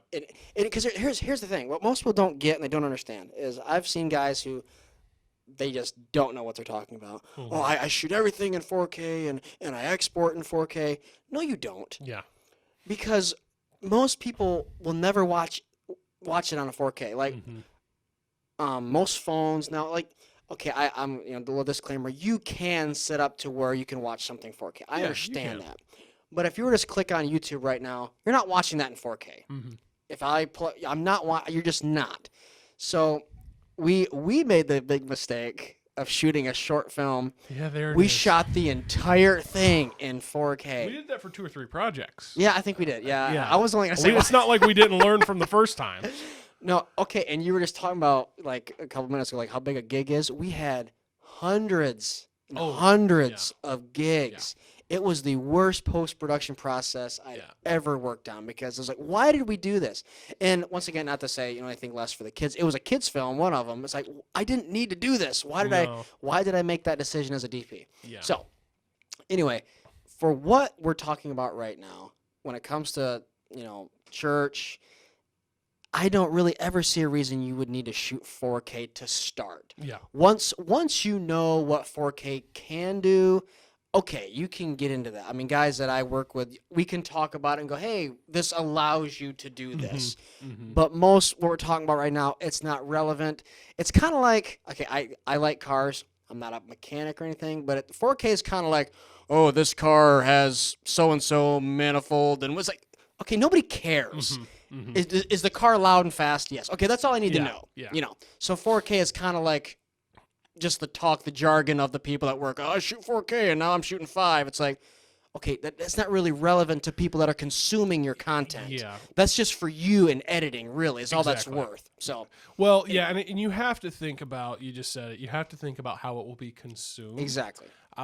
Especially when many people nowadays are consuming content on mobile phones, on tablets. And so now the only argument I've heard for 4K that I think is somewhat valid is what they call future proofing. So yes, 4K in terms of like televisions is becoming more mainstream. Yes. There's 4K TVs and whatnot. that is true. And so eventually there probably is going to come a point where 4K is the standard for your in-home television. Right. I believe all iPhones and iPads that they make now are technically displaying, I don't know if it's full 4K, but it's higher than 1080. It is. It's definitely higher. Yeah. But here's the thing. The ultimate thing you have to think about is not, again, it goes back to screen size. Yes, when you have a bigger screen, the 4K is going to be more obvious. Yes. But there's stepping back to HD, there's two levels of HD. There's full HD at 1080. Yep. And then there's just standard HD. I don't know what the 720 HD. Yeah, 720. Yeah. And most, again, I just do this. I hear these stats and I forget where I hear them. Yep. So I probably should be a little more research. So sorry, everybody. But most people, when they consume HD, they're actually watching the 720 version. And they don't even know it. Yeah. You don't realize it. And honestly, to the average person, if you put 720, if you were to pull out my phone with 720 and your phone with 1080 and watch them side by side, you're really not going to be able to tell the difference. Now, again, the bigger the screen, of course, the more obvious it becomes. Yes. So if you put it on your television at home, you're probably going to magnify whatever it is between the 720 and 1080. But still, the difference is not huge. Yeah. And actually, here's another thing. A lot of screens, like in-house projection at many churches, many projectors, the max they even offer is 720. Yeah. Because it's not just screen size, it's people's distance from the screen. Yeah. I know I've been in churches where you get right up close to the screen and you can actually count the pixels. Okay, yeah. But you're standing right there at it. Right. When you're sitting back in the Course. auditorium. Okay. So anyway, that's just something to keep in mind as far as it's not just about what you shoot in, it's about how it is watched. Well, this is what I would say. Last comment about 4K is if you are questioning if you're ready for 4K, you're not. Okay? Because if you are someone who's been in the realm for a while, okay, if I have mastered my audio, if I've gotten my video good, okay, what's the next step for me? How can I make it better? Oh, I'm going to go to 4K. There you go. Okay, then you know you're there. Yeah. But if you're worried about it and you haven't taken care of the other 3 or 4 things, okay, do not worry about it at all. Exactly. So. Yeah. And I would say when it comes to like if you're saying I want to purchase a camera, I would say 95% of people, if not 99% of people, don't need to worry about getting a 4K camera. I know what I was going to say. I was going to give an example of that. I had parents come to me a while ago and said, "Hey, our son wants to get into photography. What's a good good camera set to kind of get him?" And they sent me a screenshot of what they're looking at, and I said, "Okay, that's what somebody buys like after they've been a pro for a while." Yeah, it's overkill. Yeah, I'm like, this kid wouldn't know what to do with this. Yeah. He wouldn't know what he's got, So, and I just told him, I was like, he needs to do one of two things. I actually follow a group on Instagram. Their thing is taking video clips with just their iPhones. That's all they do. And what they do is they, how on Instagram you kind of scroll the different pages or whatever. They'll say, "Hey, here's what we made." And it's like, "Holy cow, what in the world? That's really neat." And then they'll actually break it down. It was just iPhones the entire time. Of course, they're super creative and really good. So I say that to say, okay, this is a whole other podcast we've talked about before. You can't teach creativity. Yeah. I mean, you can a little bit, but you have to take, and I said, hey, have your son take his iPhone, which is got a ridiculous camera on it that, 15, 20 years ago, you had to buy a camera that was just that good, I said, he needs to master that before you spend $2,500 on a camera that he has no idea how to use. Yeah. So once again, kind of bringing it up to speed.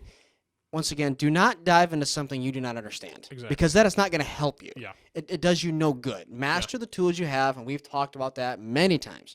So I kind of went into 4K too deep there. No, but it's it's just I think it's good to understand that because 4K is one of those kind of buzzwords out there. it is. And and a side note, you said that about using iPhones and whatnot. For those who are aspiring like photographers and videographers out there, that's a great place to start. Yeah. I would even argue that before you go and buy a camera for maybe your photography or videography, Right. that you accessorize it a little bit. Yeah. So for example, we've used it's the DJI Osmo. Yeah, I was just thinking about that. You plug your phone into it, and it's a stabilizer. And Dude, you can get some great. really good shots. You can get some really great shots of that Again, stuff. a lot of it comes back to lighting. If you've got good lighting, you Well, can get some okay, really there good are shots. plenty of vloggers out there, and I've even some people that I follow. They give just quick little daily videos, and all it is they set up, their desk or whatever is behind them. It's really nice, and they just have a little tripod and their iPhone just there. Yep. And that is all they're using. And usually they do have a little mic that they clip onto it. That's Because kind audio is important. Yep, that's kind of the thing they usually do. So just that, if someone was watching it and didn't know behind the scenes, oh man, they've got a really great expensive setup. No, they don't. They just know how to use their stuff. Yeah. So once again, I'm beating that too much because people just want the best, but they don't want to learn how to use what they've got. Yep. So Anyway. Absolutely. Well, and all that, getting to this. Now, this is something I guess that's somewhat debatable. We already said what we thought about taking your iPhone and setting it up on your pulpit and, getting a shot of all your chins. Okay, that's not a great idea. But if in the right environment and with proper lighting and proper sound, that is only in a place where you have just for that, not anywhere. Definitely, that's. Yeah. I was actually just talking to a guy who works at a church. He's kind of does their media at their church the other day, and they have different ministries, and I think it was for their Spanish speaking ministry in particular, who their Spanish pastor is still doing. I think he's still doing a lot of their stuff online. For whatever reason, and so he wanted to be able to shoot that and do more. And what they did their research, and they actually went out, and I thought this was pretty. They bought the iPad Pro. Which has the iPad Pro for iPads is the best camera you can get on an iPad. Yeah. And that is what they're using. That is like the camera they're using for live streaming, and it shoots good quality. And they've got another solution for their audio and whatnot. And so I think that there's even an option there if you said, hey, it's hard to dedicate an iPhone, because that's most cases an iPhone is like your personal device. And, some people are doing that but I think even if you said, I don't know. I'd have to look at it. I have to see it. And again, all the other elements would have to be right. The audio would have to be right. The lighting would have to be right. And everybody's situation is different. But I can see that working. So all that, getting into talking about cameras, though, what I hate to see is a church that is, got their church online going, and they have multiple camera angles, but those cameras are garbage. And they're, you had to poke this. Yeah, I have to because this, man. I know what their mentality was, and I've seen it in multiple instances. I know. Again, I not know. picking on one church or anyone in particular. Their I've seen it many mentality, places their too. mentality was, well, people want to see. You got to have multiple angles because when you shoot at multiple angles, now you're creating a better experience. And my argument there would be, okay, yeah, there's. I can understand why, something that's higher produced might have multiple angles, but I would much rather see one, center camera angle that is good or great than 3 or 4 camera angles that are poor. Right. Yeah. It doesn't matter if it. Yeah. I'm. Well, I'm at a loss for words because I have so many thoughts on this. yeah. And Well, I think here's the takeaway. Again, this is for people who are in a position where we're trying to take you from having nothing yep. to kind of gradually upgrading. Focus on getting one good camera Yep. before you say. In other words, if you say, let's just throw a number out there. Let's say your budget is $2,000. Okay, I would rather see you go spend $2,000 on one good camera than $1,000 on two good cameras, or whatever, $666 on three good cameras, or I should say two decent cameras and three bad cameras. See where I'm coming from? That for me, I would say, do that. Quantity does not mean quality here. Exactly. Yeah. So I think, and again, I understand there's an argument for, well, when they move around, when people move, and you have to, I get that, but you put your camera on a tripod. Yeah, but you know what though? I actually, I disagree, because there are plenty of churches that I've seen that they've got just one camera, and somebody runs it well, and it does just fine. Yep. Yeah, and then I would say, if you are ready to upgrade to a second camera, because here's where it's nice to have the second camera. You have one that's essentially your mover, and one that's just still. And it gets a nice wide shot. That's a great way so to that put way, that. if your camera guy does screw up, you can cut to the wide angle. Right. I get that. But again, they need to be good.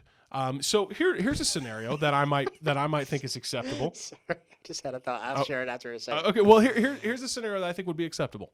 If you said, I want to buy a decent DSLR, and then I'm going to do the iPad approach for my second angle, that might be a good approach. Okay. I could see how that would work. Here's my thing: is what's dangerous is I've been in a church. They did have one good camera, which was great, and then they had this bright idea of, like, oh, we're going to have a couple angles. So they put two really, really cheap, crappy cameras. And it's like, and I remember watching the screen as they would, go back and forth. I'm like, that looks so different. Like, the color is different. It's like, dude, don't go to that angle. Please don't go to that angle. And they just thought it was the greatest thing because, oh, it's a different angle of the auditorium. It's like, but it looks like it just got dragged through the mud and the rain. Yeah, it's like, that's a horrible shot. Don't use that shot. So it's, once again, like, one is actually fine. Yeah. One good quality is better than two or three. Like, so. Exactly. Well, totally on board with that. Yeah. So that's, and then as you upgrade though, don't do that. Don't be, well, we have one good camera, so let's get two bad cameras. Yeah. No, you always upgrade to a night. Your camera, your second angle needs to be of equal quality to your original angle. Yeah. If you go to any church that they know what they're doing, they've done this a while. When they upgrade their cameras, they don't. Let's say they've, just for numbers, they got 5 cameras. That's a lot for a church. Let's say they got 5. They don't upgrade one at a time. No. They don't have one camera. Oh, this one's 8 years old. This one's brand new. It's like, no. They wait until we are going to upgrade all of them, all at the same time. And then they have 5 to do, something else, or sell them, or whatever. But it's just that consistency, because people will notice that right away. It's like, oh, that's the, Yep. So once again, I know there are, budget restrictions. We've talked about budgets, and churches do not spend the money that they should on this kind of stuff. And I get that. We've both been the media guy at a church. We know what it's like. We know what it's like. It's like pulling teeth to get people to buy things that are, high quality sometimes. So I get that. To the guy out there listening, do your best. I know it's tough. I feel for you. I really do. But if you just have one camera, you can make it work. I promise you can with a little work. And then if we've talked about this before, also, you prove yourself with one, then your chances of getting more stuff is better in the future. Exactly. And again, bringing it back to, though, that's the thing about cameras. It technically is the lowest priority on the list of these different elements, the lighting and the audio, but it is the most expensive. It's the most expensive piece of equipment. Yeah. And so here's what I would say. If, again, let's throw that just random number out there. If somebody says, well, I'm going to give you $2,000, which, by the way, pastors, people that are in charge of budgets, that is nothing. I'm throwing out a very low number on purpose because this is a very real scenario I see. Yeah. If somebody says, if you do, they say, hey, you got a budget of $2,000 to basically set up a way for us to, record our services. Okay, then I would say do not blow all $2,000 on one camera or even multiple cameras. Nope.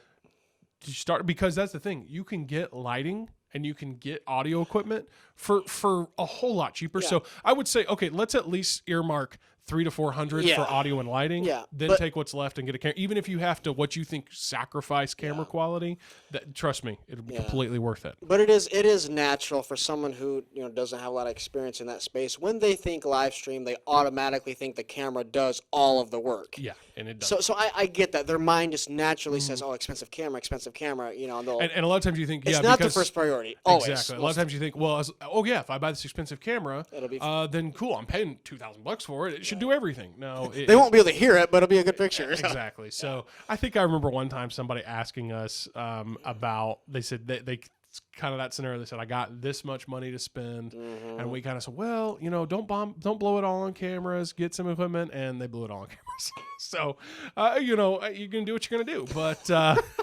Don't blow it all on cameras. That's it. So that's as far as the gear, the production, the equipment needed. And now I do want to take a little bit of time, kind of close out the conversation, to talk about the distribution of it as far as getting it out there. Yeah. So here is a big myth that I like to bust, if you will. All right, busted. And the myth is this: we have to do a live stream. Yeah. In that we have to do a live broadcast of our service in real time. Now, backing up to where we were talking about with Josh Ermler and their, him creating a true phygital experience like that, where it was truly Zoom and interactive. Yeah. That to me is man, that's awesome. Yeah. But I do understand that's not super doable for a lot of people. No, that's and it's not. And again, it's all about your model. It goes back to that. What works best for you as far as your church or model. And so I can honestly say that is probably not a very realistic approach for most churches out there. Okay. So then you're going to have to go with, okay, we're truly just kind of broadcasting the one way. Okay. Yeah. Again, I think you should come up with other alternatives to create that two-way conversation. Yeah. But for your main, weekly worship experience, okay, we're going to do this as a one-way thing where we record it, put it out there. Right. What everybody thinks, and this is why we see the guy shooting all his chins with his phone going directly to Facebook Live, because there's something in our minds that has said we've equivocated the online worship experience with live stream. We basically believe they're the same thing. Yes, and they have do. to be the same. Yep, that's true. And it's not. You can actually distribute your service. You can get it out there, and you don't actually have to do a real-time live stream. And there's a lot of advantages of doing that way. Now, there's a lot of people who do a real-for-real live stream. Okay, and that's cool. I mean, there's nothing wrong. Again, there's nothing wrong with that. No, of course taking not. that approach. However, you have to be equipped to do it. You have to do it well, do it right. So the biggest thing to think about here is, once you've got all of your equipment set up and all that's nice, we're beyond that. The biggest thing to think about here, the biggest factor, is bandwidth. And bandwidth is something that, live streaming takes a lot of bandwidth. I mean, I'm talking about internet bandwidth, your internet speed. And here's the biggest risk you take with doing live stream is, okay, well, there's so many potential problems, but okay, for whatever reason, Comcast, Spectrum, whoever your internet provider is, man, their network's pretty bogged down today, and so now we're not really broadcasting. We're even broadcasting bad quality, or if it's cutting out, and because you're basically at the mercy of the internet, and you're uploading content. And it's going to a server, YouTube, Facebook, or, something else that you might be using for your, for that service.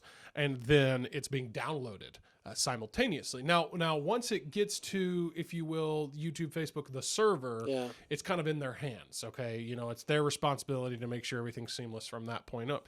But you've got to get it there. Yeah. And when you're doing the live stream, you're pushing it there in real time. So if you have weak bandwidth, or for whatever reason, your like I said, your internet's slow that day, well, it doesn't matter, because Facebook, YouTube, they've got it together. All right, their servers, they got it together. Oh man, yeah. But it doesn't matter if you can't send them a strong signal, or a if you can't upload, the content sufficiently, they can't distribute it sufficiently. Yeah. They're just basically going to push out whatever you're sending them. Right. So if there's anything in that bandwidth that's interfering with the quality, making it, pixelated, making the audio bad, whatever it may be, again, you're just kind of you're at the mercy of your upload speed. Yeah, I'm going to throw this out there. Several churches use Wirecast. Yeah, Wirecast. Yeah, Wirecast, and I know it's cheap. I don't think it's free. I know it's cheap. I know at one time they had a free version. I don't know. Okay, if maybe they do still have a free version. But and an equivalent for those out there is there's one called OBS. It's basically the same function. It's a free version of what you're talking about. Okay, well we started out with that, and like you were just saying, you were at the mercy of whatever your Wi-Fi was at that moment. Yeah. And there were certain times it's like, oh, can't connect, can't connect. And, we know Wi-Fi can be fickle and things.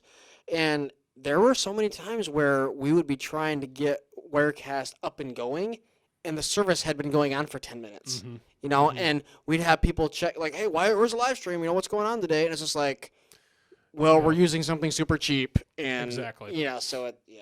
So when you do use a Wirecast or an OBS, not to get too into the weeds of the technicalities of it, but I think it's important to understand you're using you're relying on your local device to do not just the uploading, but to also do what's called the encoding. Yep. And so it's basically taking the signal, the actual camera video signal and the audio, and it's actually taking it and on the fly, compressing it, converting it, and then trying to push that out to the live stream servers. Yep. And that's a lot of work for that's a lot of work for a computer. Yes. And for a local computer, to do. So if you are going to live stream, I recommend you put that encoding onto something else like a Boxcast. We've talked about Boxcast before. Yep. There's Boxcast other alternatives. Is great. Livestream.com is another one. JustCast, I think there's different ones out there. But basically what that does is it says, you give me the and Boxcast is pretty amazing because it's like It's literally even getting better. It's literally a little box that you plug an HDMI cable into and you plug an internet cable into the other side, and that little box does all the work. Yeah. And it's pretty amazing. It's great. But because Boxcast is communicating, through the internet, they're communicating with that directly. So they're basically saying, you give us your feed, your audio video feed. Yes. We're going to take care of the encoding.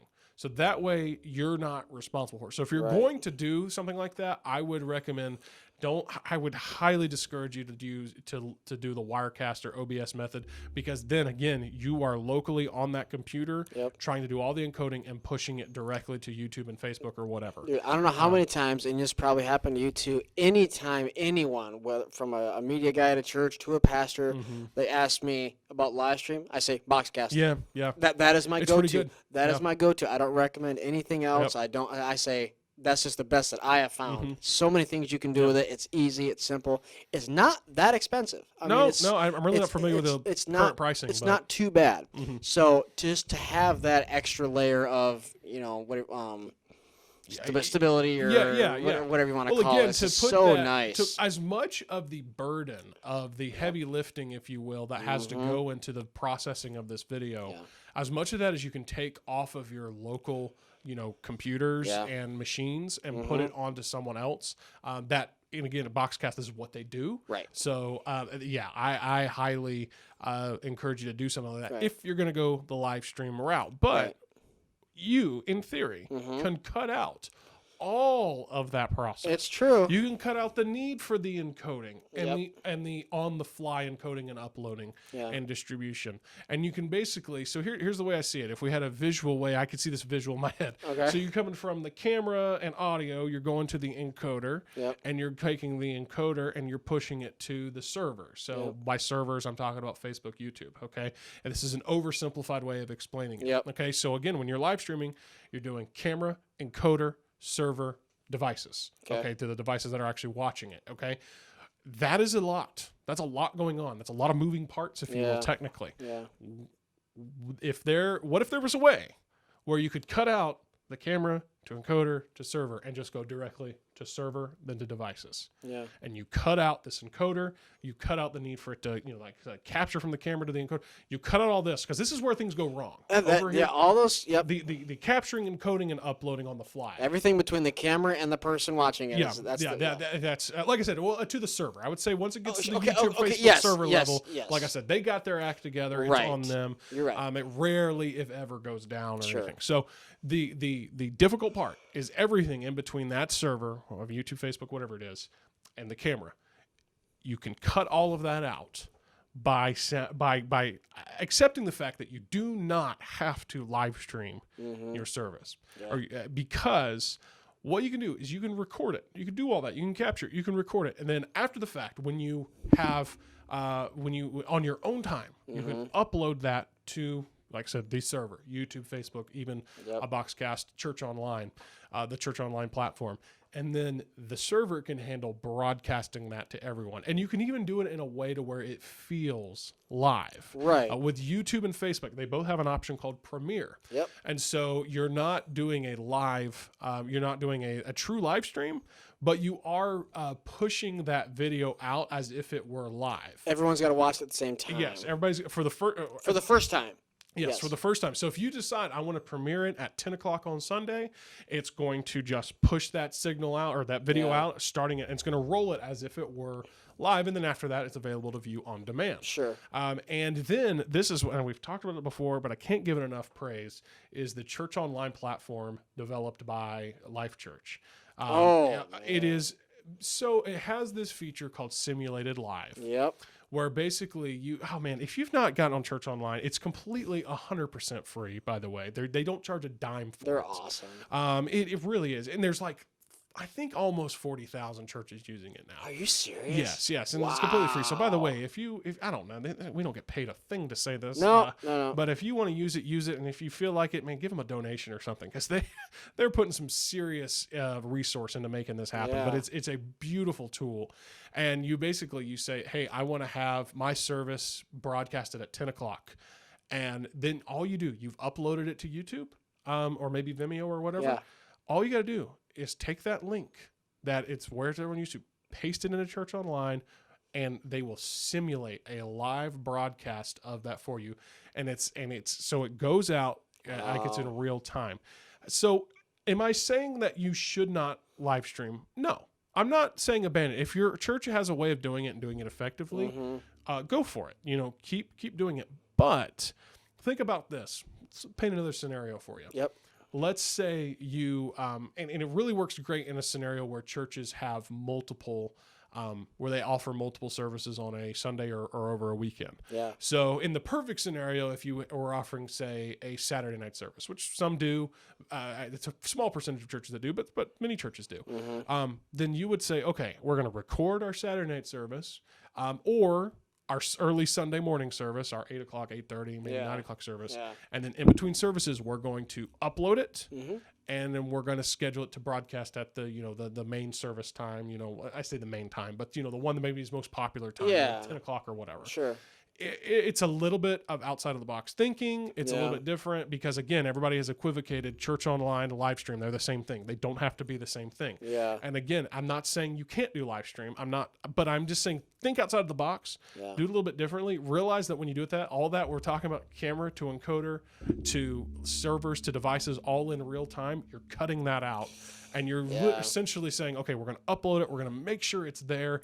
Then we're going to push it out to all the devices and all the different screens that'll be watching it. So, right, like we said, I mean, there's so many things that you can control. Some things you can't. So the more things in that line that you say, hey, I know this is reliable. I know I can do this. It just helps. Exactly. And just if you can get rid of some of that heartache and headache, I mean, it's exactly. And there are very, very large churches that, I'm just going to say this because I'm proud. I went to Pensacola. That's my college. I'm proud of it. I love it. I still do. Their campus church, they would record their sermon on Sunday. That wouldn't go out for another month. Oh, wow. because I didn't know that was their schedule. They said they actually took the Oh, time. because they put it on TV down there. They put it on That's TV. right. It's They actually put it on TV. television. So Yeah. they do not have a live stream. I mean, their church is huge. I didn't know that. Yeah, that's true. They because they would record it, and then somebody on their staff they edit it. They put all the lower thirds in it. They put the lyrics on there for the the songs and all that. And that doesn't actually go on television for about a month. Wow. So that's something that they did, That's but interesting. most people don't actually know. Well, yeah. So, and that is the only time that they would push it, like, hey, we're actually going to push this out next week, which was very rare. But as if, hey, this is very critical to something that's going on in the world right now. Yeah. But most of the time, if you think about a sermon, if you don't mention anything about current event, you can listen to it anytime, and it's Exactly. It's still relevant, still helps. So very rarely did they make something that was like, hey, this is going to go out next week. Yeah. Because there's just no reason to. But most of the time, hey, we're just going to edit it, make sure it's all perfect, and send it out, broadcast it on this day. Yeah, So- yeah, and I actually think we're talking about Church Online, the Life Church. I actually think even though they are, I think at this point the biggest church in America, technically, with all their campuses, I think they are considered. Life Church? Yeah, I believe they are considered the biggest church. I in think they America. are. If not, they're definitely in like the top 5. Oh, But they, if I understand it right, they don't actually truly live stream any of their services. okay. They, like I was just saying, they have a Saturday service, they capture it, Yep. and they record it, and then, and now they record and they kind of, do it as if it was a live production. Yeah. So they're live, doing the live mixing and everything Sure. with a switcher and all Yes, that. They're definitely. actually adding the, the lower thirds. Well, yeah, and you can do that in it. Yes. Yeah, you can get software. So they're Right. adding the lower thirds and the scriptures and the song lyrics all like in real time. called in-camera editing. Exactly, yeah. which is, if you can do it well, it's Oh. great. Saves you a ton of time. It requires extensive equipment and a team and all that stuff. Definitely. But anyways, and then they take that file and they upload it right away, Yep. and then they start doing their live stream or Mm-hmm. their church online broadcast later that night and then on into Sunday. Right. And so I believe that's how I believe they rarely offer a true, actual, like real-time live stream. Everything you watch with their church online, you are watching something that was pre-recorded. Yeah. In most cases, just a day earlier, or even Sure. a few hours earlier. Right. But like you said, when people think church online, their brain just goes to live stream. Doesn't have to be that way. Doesn't have to. It's like, hey, that actually doesn't work best for me. Yeah.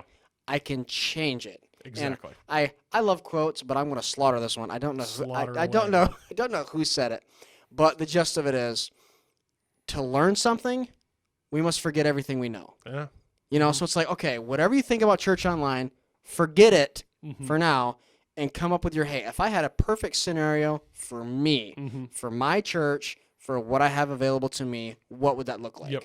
That's what I think you need to walk away with this. Yeah. This particular part of it right And here. again, you have to go back to what works for we keep saying what works for our model. Yeah. What works for us. Yep. And if true live stream is what works best for you, go for it. Dude, I'm not yeah, gonna keep argue. going. Yeah. Especially, but if you can do it right, I would tell you this: if you say, "Man, every week we're just struggling with live stream, it's always messing up, and Yeah. we're having these," then okay, forget it. Forget live Stop stream. live streaming. Still record it. but Record it and upload it and do a simulated live through something like a Church Online, or premiere it on YouTube and Facebook. Sure. And just do it that way. You do not have to do live stream in order for you to create a Church Online experience. Yep.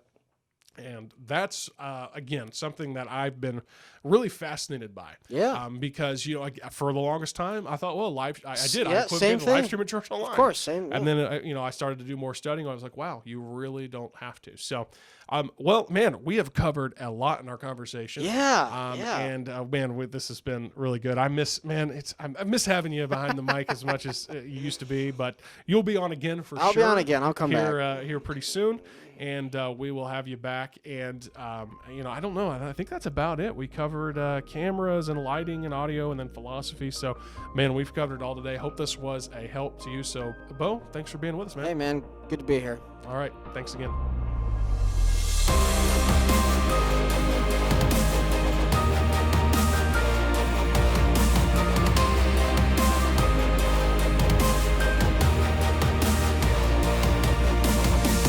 Well, thanks again for joining us here at Church Media HQ.